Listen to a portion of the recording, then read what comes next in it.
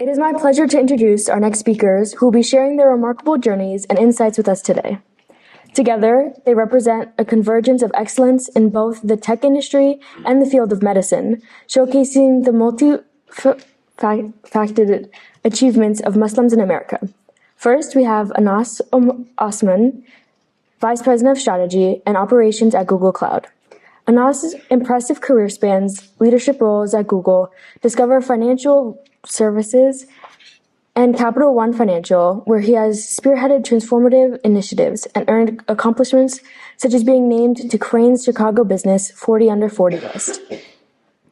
Beyond his professional endeavors, Anas' commitment to philanthropy and community service is truly inspiring, as seen through his involvement with Tech Wadi and Pillars Fund. Joining Anas on stage is Dr. Alia Yaqub, a board-certified internal medicine physician and Chief Medical Officer of Thrive Global. Dr. Yaqub's journey is marketed by her dedication to advancing health and well-being, evidenced by her training at top institutions like UCLA and Stanford Hospital and clinics. As a leader in tech, medicine, and mental health, Dr. Yaqub embodies the spirit of resilience and innovations that defines the Muslim experience in America. Together, Anas Osman and Dr. Alia Yaqub will offer us a glimpse into their professional and personal journeys, sharing the challenges they faced and the strategies they've employed to overcome them as Muslims in America. Their stories are not just a testament to their individual achievements, but also a celebration of the diversity and strength of our community. Please join me in giving a warm welcome to Anas Osman and Dr. Alia Yaqub.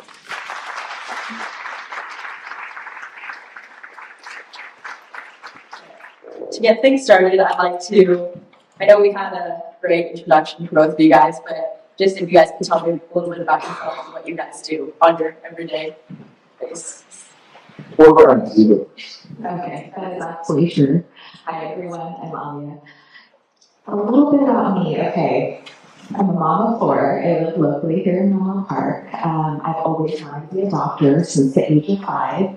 I went to Stanford to do my residency. And while I was doing my training, it was very interesting because I had this goal my entire life of going into medicine. And when I saw that I was in Silicon Valley, I was like, oh my gosh, there's so much innovation happening around here. I have to be a part of this. And so it really inspired me to kind of change paths and get into startups. And so I've been addicted to the startup world for many years now. I think that's all I'll share with you for now. First, thanks for having us. Wonderful event. My name is Anas. I was born to Syrian immigrants who came in that last wave. So after 1965 in the Chicago area. And I worked, maybe too much. So our parents expected us to work hard when we were growing up. And ultimately, I was supposed to be a doctor, and I let it down because I was passionate about starting with Internet 1.0. If you want to know the story, I got it out of the story while I was going. And I preferred it. And so it was like a really painful experience with my parents. But now I have 3 kids. And the things that I like to do, I love debate, and I love just engaging in conversation. And in my free time, also love to sleep. I have to add one thing, actually, that you reminded me. My great-great-uncle came to the U.S., he came to California in 1920 on a ship from India, and came and worked in the orange orchards in Orange County. And at that time, brown people could not live in the cities, and so he had to live in a tent city way outside in the middle of nowhere. He saved up his money, and he couldn't buy any property, so he purchased property under the name of a fellow Caucasian, and accumulated all of this land in Orange County, which is now, as you can imagine, worth so much. But it's just an absolutely incredible story. Thank you so much for that addition, Aliati. Right, so my first question is, what does it mean to you guys to be Muslim, and how does it shape your life and the way you see the world? For me, being Muslim is deeply personal, and before anything else, it's a very spiritual experience. Uh, we grew up in a country where there are many choices that you can make. And one thing that I was taught at a very young age was, while my parents were religious and wanted us to practice the religion, we were taught that this was a choice. That your beliefs and your convictions are things you hold, and that you have to come to your own journey of faith and come to your own beliefs on your own. And so for me, first and foremost, Islam for me is something I have meditated on and reflected on, and I've studied, and not just intellectually, but with my heart. And that journey took me into different places, but most notably, there's a very rich tradition in Islam. If you look it up, you can Google it, called Sufism, which is, just to simplify right now, kind of a mix of what you would normally associate with Eastern spirituality in Islam. Now, there's a rich tradition within Islam. It's just less known in the public space, given the media portrayals. And so for me, that's the most important defining aspect. And then with that come personal practices and obligations, and then with that come obligations. So in Islam, we believe that you believe in the other, which is the capital O, the other. That means God, who is other than all of us, different and grand. And then that belief in the other means that we have a commitment to the other, lowercase o. So there's a moral imperative. And that comes from that core spiritual faith. So those capture, so you do have to do good in the world. You do have to fight injustice. You do have to see every life as a sanctified life. And you do have to use whatever gifts you've been given. Today we use the word privilege. But whatever gifts you've been given, and re-gift in the most positive way, not by repackaging an old gift, but by making your own and gifting it generously. So that to me is the essence of the faith. That was so beautiful. To me, Islam, my journey with Islam, I think may be something that others in the room can resonate with, just, no matter what your faith tradition might be. But as I was a child, I learned more of sort of the rote beliefs. And when I got to my adolescent years, really wanted to explore more spirituality. So I ended up reading the Bible cover to cover in college, read parts of the Torah, learned about Buddhism and Hinduism and Sikhism, and saw so many of the beautiful parallels amongst all of the faiths.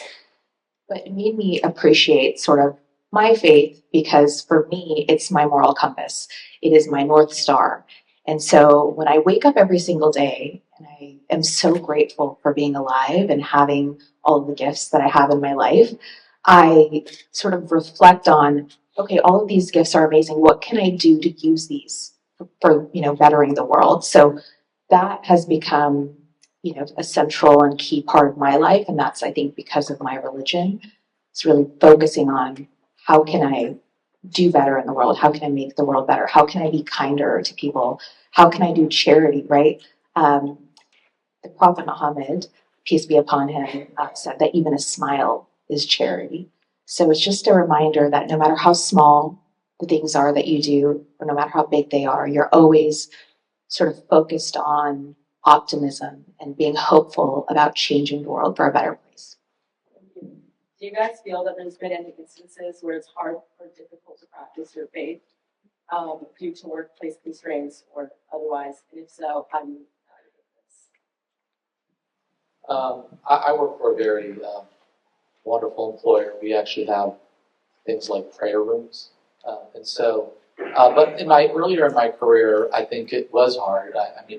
I've been, for me, one of the practices that I hold on to very dearly, and it's not an easy one to hold on to, is to pray 5 times a day. That's not a thing that I read in a book. It's a thing that I can say, I think, quite with humility, but, since my younger years kept with. It's not something I did until I got older and said, oh, now I'm going to do this, since I can remember.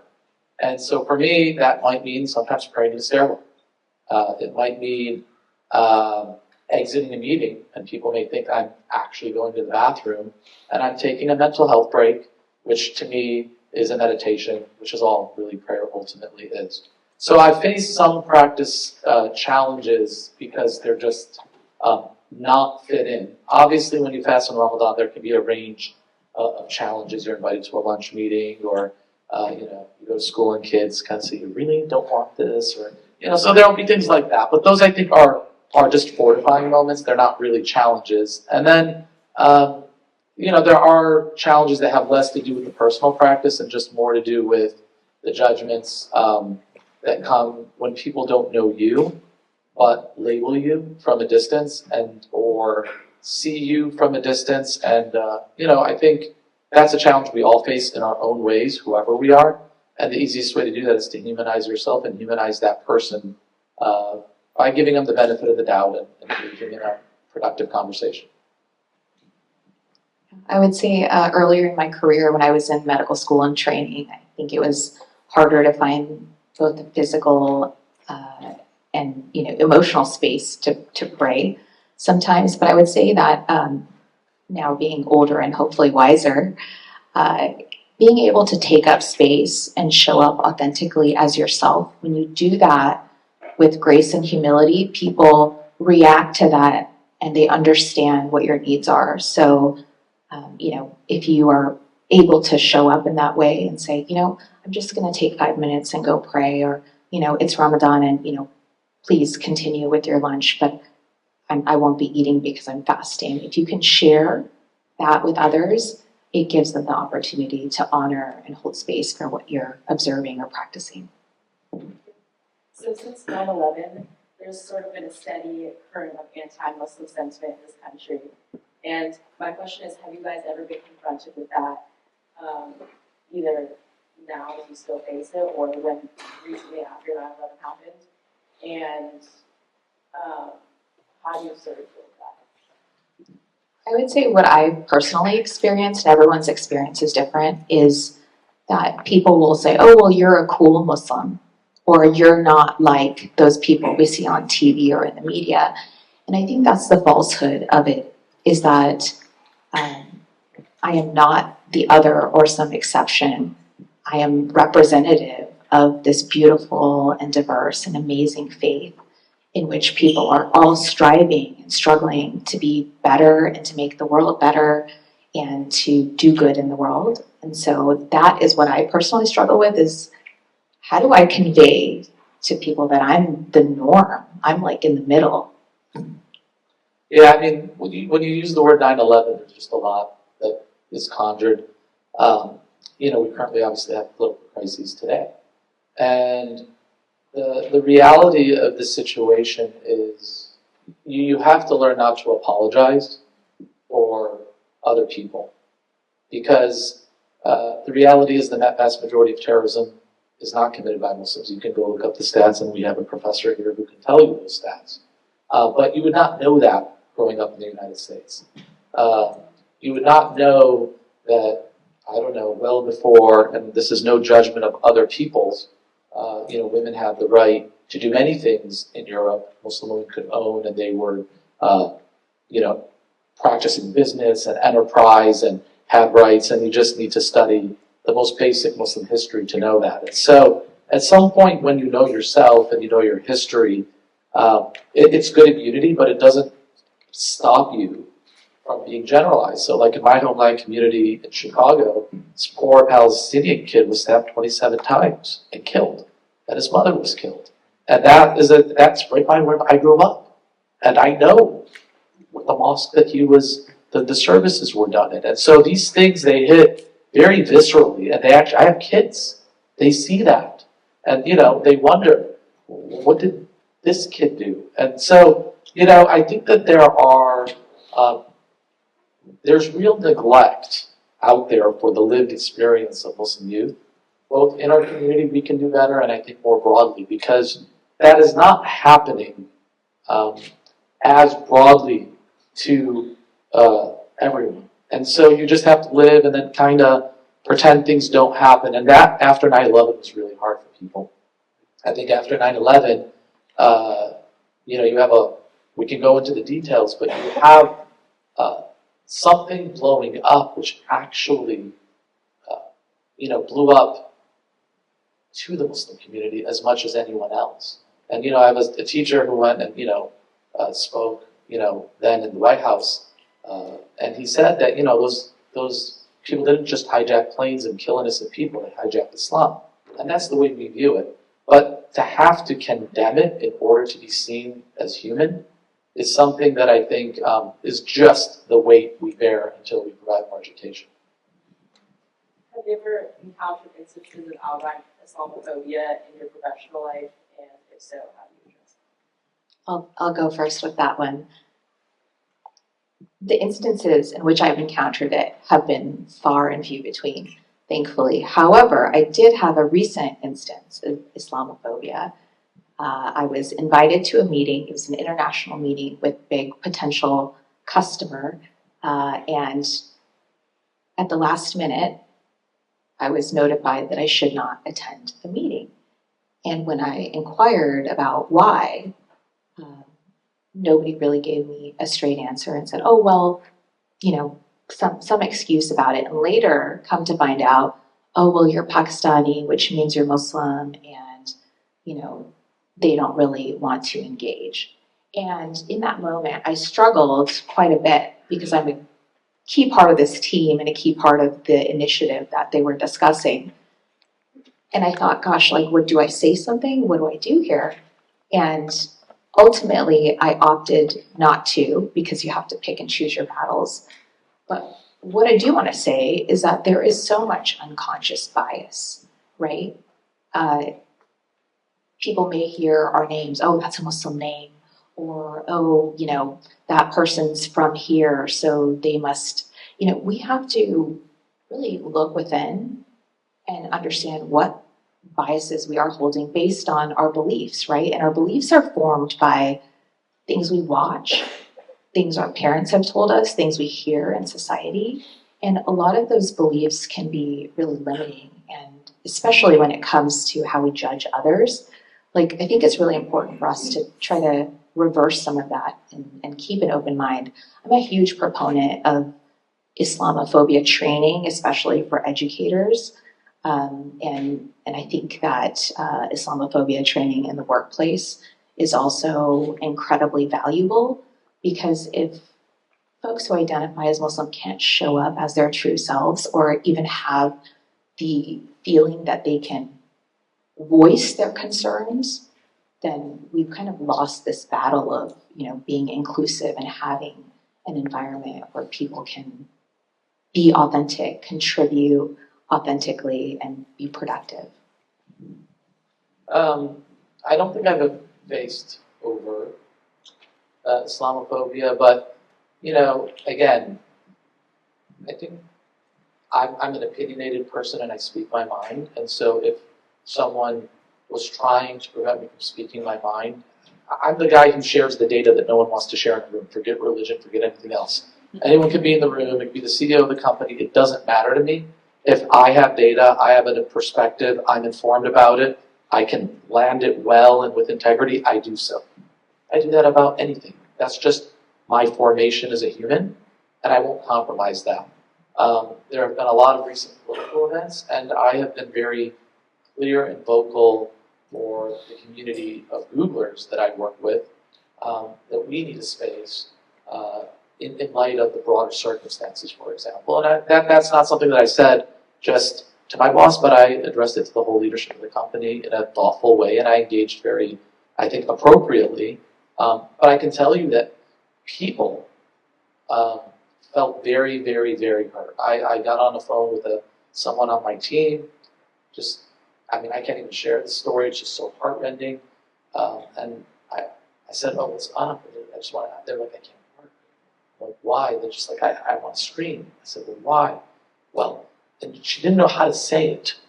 She's like, I just found out that 34 members of my family died. And I was just like, that's not something I'm trained to deal with at work. To show up to work and know that someone's whole side of their family, just died in a bombing is just a horrific thing. And so we need both the training, both mental health and otherwise, regardless of where one sits on the political, spectrum of an issue. This is a human being who's just suffered a loss that I don't think any of us can imagine. It's one thing to lose, a an older grandparent. It's another thing, that these things come in stages, but that's a shocker. And we have a friend here who's a prominent entrepreneur, lost 60 members of his family. So we are dealing with pain in numbers and magnitudes that are real. And people are carrying that, but they don't even know how to share it because she was afraid that sharing that with her team could be putting her at risk in her job. And she's really good at what she does. And so, again, is it Islamophobia in the overt sense? No, but this is a really insidious part of diversity, equity, inclusion, and justice. Is everybody looks at the idea of committing, what we call commission, of a racist act. But nobody talks about the much more insidious omission, the exclusion through silence or silencing, and the inability to express yourself. And I think that is extremely, extremely widespread. And I think that, if you just look at the way this affects any, group that is feeling unheard, it can become very, very, very challenging. And so what I think is we do need champions. We need to be brave, but we can't expect every Muslim to be a champion. We can't expect everybody to be brave. We can want it for them, but it's too much to put on the shoulders of every single person. And so we have to help each other. I would just echo that the Muslim community right now is hurting a lot for a variety of reasons, and just holding space for that hurt and for that pain is so incredibly important. We have a mutual friend that Anas mentioned, but I also have other friends who've lost many family members and who are expected to show up at work every day and just be like completely normal. And that is a completely, I don't even know what the word is to describe that type of experience, having to erase the pain that you're feeling and show up at work and pretend like everything is normal when you are just broken and devastated. And I don't think that's fair. So I think as a society, we have a job to be much more sensitive and much more in tune with what people are going through, instead of just putting it under the rug or erasing it or gaslighting it.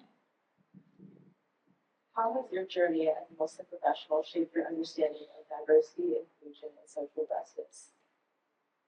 I think I just touched on it, so in the interest of time, I won't share much more. But, I would say that obviously, I have a large team, I'm a leader, a very large organization. And so when I know that these are experiences that I lived or my team members have lived, that I've shared ones that are particular to my identity. But it's not about my identity. That word "my" is important because there's something about it that is me and I can relate to it, but it's actually anyone's experience is going to be shaped by who they are and their circumstance. And, I didn't have as many people to look up to and pull me up or help me along my career journey. I think that when I look, for example, and we worked on these things, and I'm sure here at Menlo you guys are working on these things as well. I see the administrators here and the teachers. It's hard to really create a dynamic, diverse, thriving environment that is healthy, but you do it anyway, right? You still try to make it work anyway, and you try to create the spaces, and you make mistakes, and you learn from it, and you support everyone. So for me, the work of diversity, equity, and inclusion is worth doing as opposed to being afraid of doing for not doing it right. It is important to try. It is important to step. It is important to lean. It is important to high five. It's important to hug. It's important to pick up. Then, oh my God, this is scary. It's been slightly, in the modern day, politicized. And therefore, what's safer for me is to do less because I won't make a mistake, as opposed to show up authentically and learn by truly engaging with others. So for me, I can say all of those words, but as you're, I think, suggesting in your question, it's extremely hard for all of us across every group that we know to do this well. And I'm probably falling short somewhere and someone's falling short in another way. And that's why we together are better. Not any one of us is going to get this right. Yeah, so I actually, in a professional capacity, teach DEI workshops to corporate America. And there's always a push to understand, okay, these initiatives that we're working on, what are the outcomes? What are the results that we can show as a result of our work in DE&I, and B, which is bias, diversity, equality, inclusion, bias. And I think it's hard to quantify. There are intangible benefits to that work. And I'm a big believer in focusing in on doing the best that you can and being okay with making mistakes and feeling like, okay, I guess that didn't work. Let's iterate and let's keep iterating and let's keep getting better and creating space for people to show up as their authentic and whole selves. What we do find in the research is that when people show up, they feel included and they feel like they can voice their opinions and they're not feeling gaslit, they're much more productive, they're much more likely to stay in their job, they're happier, they're healthier, there's less utilization of mental health resources, and so it's a win-win all around. What steps do you guys believe are necessary to create more inclusive and equitable workplaces for Muslims and Religion and the whole DEIJ thing is a very interesting thing. And, Islam is very interesting. I think it shares in this very diverse kind of background, but there is this idea, and I can share something that happened in my college experience. I went to Northwestern University. So there is this religious aspect. And so how does religion fit in? Obviously, people want to respect all religions. There's interfaith, there's multi-faith. But it's just one of so many ways of being who you are. What we did at Northwestern, we were seen as a religious group. We had something called, maligned in the media, sometimes called the MSA, Muslim Students Association. And that group, because it was religious, was not eligible to participate in the kind of identity-based spaces that were created through student funding. Since that's religious, and therefore you can't bring that idea. So we worked with the administration, and actually, frankly, we also learned from our Jewish friends who had done some of this and were very supportive. And we created the MCSA, which sounds like McDonald's essay, but it was the Muslim Cultural Students Association. And there what we said, what was more important to us was this organization wasn't going to be about the religious practice. There was another one that kind of provided the chaplaincy-like services, a different word. This work was going to celebrate culture and identity and bring those ideas, and that was a vehicle that fit the modern. And so I would encourage, and that's what I've tried to do in my own workplace, is to, we have a religious set of affinity groups, and then we have a cultural set. And I encourage the groups to participate in both, but through different works. And the reason is because as a cultural group, you can celebrate not Ramadan, the fast as a religious practice, but the festival and the iftar. And so you're now celebrating something different that is actually known to every Muslim, regardless of their religiosity, regardless of how they just know that that's what iftar is like, and that's what you do. And so for me, I feel like there are ways for Muslims to engage in that space as a cultural identity that I think is super enriching to the rest of the groups that are there and be enriched by that, as opposed to just sit it out and try to be like a monk in a religious group, like in the back or something like that. So, but like we already talked about it, I think Alia touched on it well. I think anyone working in the world of diversity, equity, inclusion, bias, justice, there's a lot of words that now get added to it.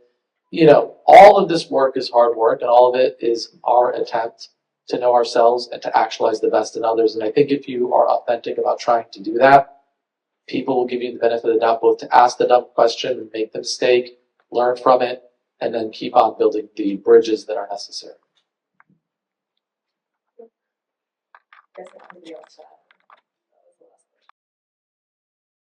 One thing which amazed me, I didn't think about it until I saw this.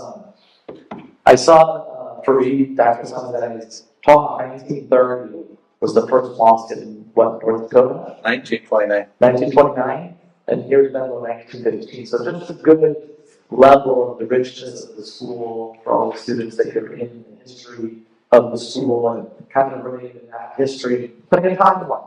Maturity, of the community that's speaking here, while this has been part of the American story in such a rich way, and part of world history in a richer way.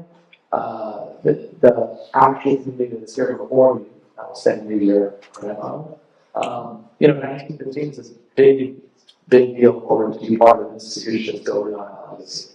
And actually speaking about educational institutions, I thought it was so interesting that the first university ever founded in the world that is continuously running to this day was founded by Fatima Al-Fihri in Morocco. So Muslim women founded the first university. Yes. Thank you so much.